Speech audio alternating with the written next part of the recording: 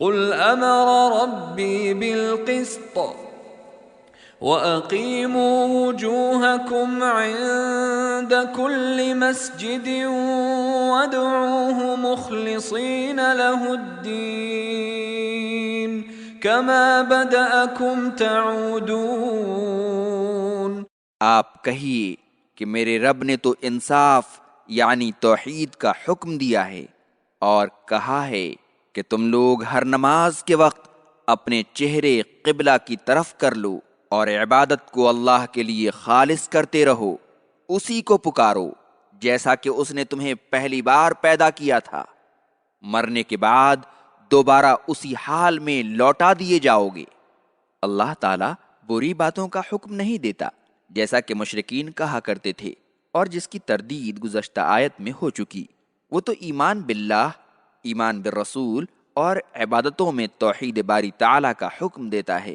حافظ ابن کثیر رحمہ اللہ کے نزدیک قسط سے مراد انبیاء اکرام کی اتباع اور ان کی شریعتوں کی پابندی ہے، اور وہ اس بات کا حکم دیتا ہے کہ آدمی جب بھی اور جہاں بھی نماز پڑھے اسی کی رضا کے لیے پڑھے اور اس کا رخ قبلہ کی طرف ہو، اور عبادت اور دعا کی تمام صورتوں کو اللہ کے لیے خاص کرے، اس لیے کہ کوئی بھی عمل اللہ کے نزدیک جب ہی قابل قبول ہوتا ہے جب وہ شریعت نبوی کے مطابق ہو اور شرک سے پاک صاف ہو، جیسا کہ اس نے تمہیں پہلی بار پیدا کیا تھا، مرنے کے بعد دوبارہ اسی حال میں لوٹا دیے جاؤ گے۔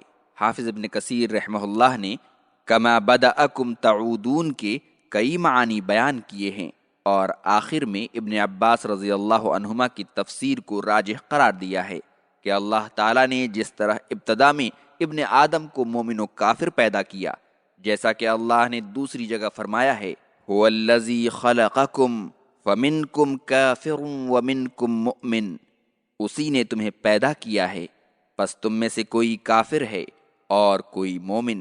التغابن آیت 2۔ اسی طرح قیامت کے دن انہیں مومن و کافر اٹھائے گا۔ اس کے بعد اس تفسیر کی تائید میں کئی احادیث سے استدلال کیا ہے جن کا مفہوم یہ ہے کہ اللہ تعالیٰ آدمی کو شروع سے ہی جنتی یا جہنمی پیدا کرتا ہے، اور جیسا اس کی تقدیر میں لکھا ہوتا ہے اسی پر اس کا خاتمہ ہوتا ہے، اور اسی کے مطابق وہ مسلم یا کافر کی حیثیت سے دوبارہ زندہ کیا جائے گا۔ لیکن چونکہ صحیحین وغیرہ میں حدیثیں آئی ہیں کہ ہر بچہ فطرت پر پیدا ہوتا ہے، بعد میں اس کے والدین اسے یہودی، نصرانی یا مجوسی بنا دیتے ہیں، اس لیے دونوں قسموں کی آیات و احادیث کے درمیان تطبیق یوں دی ہے کہ اللہ تعالیٰ نے بنی نوع انسان کو پیدا ہی اس طرح کیا ہے کہ اس کی فطرت میں یہ بات رچی بسی ہے کہ اللہ کے سوا کوئی معبود نہیں، لیکن اس کے ساتھ اس نے یہ بھی مقدر کیا ہے کہ ان میں سے کوئی شقی اور کوئی سعید اور کوئی کافر اور کوئی مومن ہوگا۔ اسی لیے اللہ تعالیٰ نے اس کے بعد فرمایا فریقاً ہدا و فریقاً حق علیہم الضلالہ، اللہ نے ایک جماعت کو ہدایت دی اور ایک دوسری جماعت کی قسمت میں گمراہی آئی۔ اس کے بعد اللہ تعالیٰ نے اس کی علت بیان کی اور فرمایا ایسا اس لیے ہوا کہ انہوں نے اللہ کے بجائے شیاطین کو اپنا آقا و مددگار بنا لیا تھا اور گمان کرتے تھے کہ وہ حق پر ہیں۔ فریقا ہدا وفریقا حق علیہم الضلالہ انہم اتخذوا الشیاطین اولیاء من دون اللہ ویحسبون انہم مہتدون۔ اللہ نے ایک جماعت کو ہدایت دی اور ایک دوسری جماعت کی قسمت میں گمراہی آئی، بے شک ان لوگوں نے اللہ کے بجائے شیطانوں کو اپنا دوست اور مددگار بنا لیا تھا اور ان کا خیال تھا کہ وہ راہ راست پر ہیں۔ یا بنی آدم خذوا زینتکم عند کل مسجد وکلوا واشربوا ولا تسرفوا انہ لا يحب المسرفین۔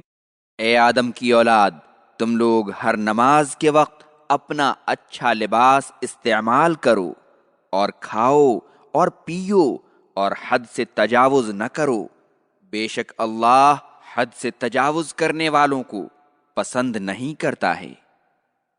اس آیت کریمہ میں ان مشرکین عرب کی تردید کی گئی ہے جو بیت اللہ کا طواف ننگے ہو کر کرتے تھے۔ مسلم، نسائی اور ابن ماجہ وغیرہم نے ابن عباس رضی اللہ عنہما سے روایت کی ہے کہ مرد اور عورت سبھی لوگ بیت اللہ کا طواف ننگے ہو کر کرتے تھے، مرد دن میں اور عورتیں رات میں۔ تو اللہ تعالیٰ نے یہ آیت نازل فرمائی۔ اس آیت اور اس کی ہم معنی احادیث کے پیش نظر نماز کے وقت اچھا لباس پہننا مستحب ہے، خاص طور پر جمعہ اور عید کے دن، اور خوشبو لگانا اس لیے کہ یہ زینت میں داخل ہے، اور مسواک کرنا اس لیے کہ اس کے ذریعے زینت کی تکمیل ہوتی ہے، اور سب سے افضل سفید لباس ہے جیسا کہ صحیح احادیث میں آیا ہے۔ اور کھاؤ اور پیو اور حد سے تجاوز نہ کرو۔ اللہ تعالیٰ نے بندوں کو کھانے اور پینے کا حکم دیا ہے، اس لیے کہ اس کے بغیر آدمی زندہ نہیں رہ سکتا، اور انہیں حد سے تجاوز کرنے سے منع کیا ہے۔ آیت میں اسراف سے اکل حرام، فضول خرچی اور کھانے پینے میں بد احتیاطی سبھی مراد ہیں۔ فضول خرچی اللہ کے نزدیک مبغوض صفت ہے اور انسان کو محتاجی تک پہنچا دیتی ہے، اور کھانے پینے میں بد احتیاطی تمام بیماریوں کی جڑ ہے۔ نبی کریم صلی اللہ علیہ وسلم نے فرمایا کہ آدمی اپنے پیٹ سے زیادہ کوئی برا برتن نہیں بھرتا ہے۔ ابن آدم کے لیے چند لقمے کافی ہیں جو اس کی پیٹھ کو سیدھی رکھیں، اور اگر اتنا ہی ضروری ہو تو 1/3 کھانے کے لیے، 1/3 پینے کے لیے، اور 1/3 سانس کے لیے۔